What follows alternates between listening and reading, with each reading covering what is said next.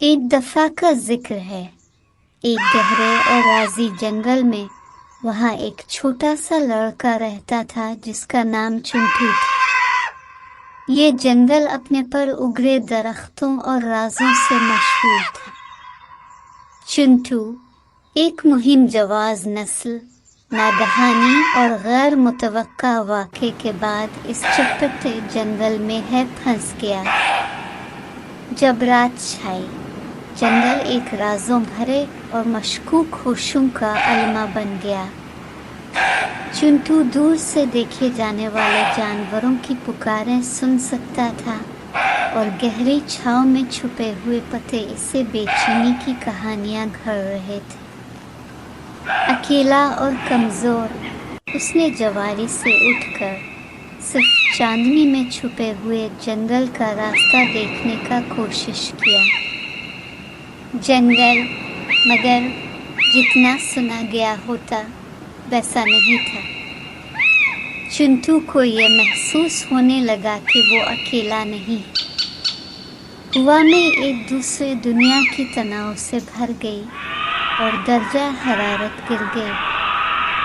اس نے ایک قدیم اور تباہ شدہ مندر پر پہنچا جس کی پتھر کی سطح کو بڑی چھبیلاہٹ سے سجا ہوا تھا۔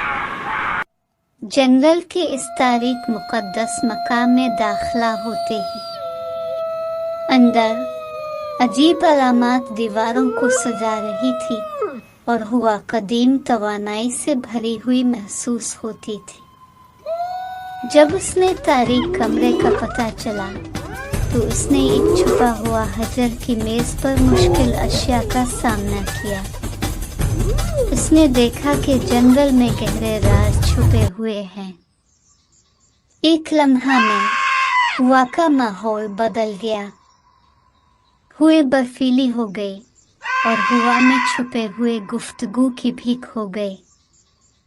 چنٹو نے ایک چھپا ہوا قبرستان پایا جس میں عجیب اشیاء تھی۔ صاف نہیں تھا کہ جنگل میں اڑے ہوئے اس نے ایک قدیم قوانین کے مطابق چلا گیا۔ اچانک ماحول تبدیل ہو گیا، ہوئی ٹھنڈی ہو گئی اور ہوا میں گپتا ہوا چھپا ہوا طوفان سا محسوس ہوتا تھا۔ رات کے چرچے اسے گرفتار کرنے کے لیے چھپ چھپاہٹ میں گھیرتے ہیں۔ جنگل نے اسے چھوڑنے کے لیے اپنی قدرت کا استعمال کیا۔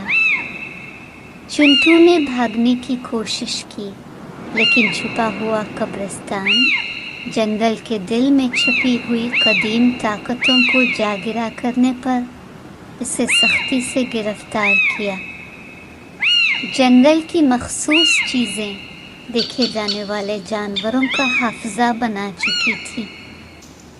وہ اندھیکاری راتوں میں اس کا چہرہ محفوظ رکھتے رہیں گی جب جنگل کا دل خود میں مختصر ہو گیا۔ اور اس طرح جنگل کے رازوں نے ایک اور مہم جواز روح کو قبول کر لیا جو دہراتی ہوئی راتوں میں چھپ گئی۔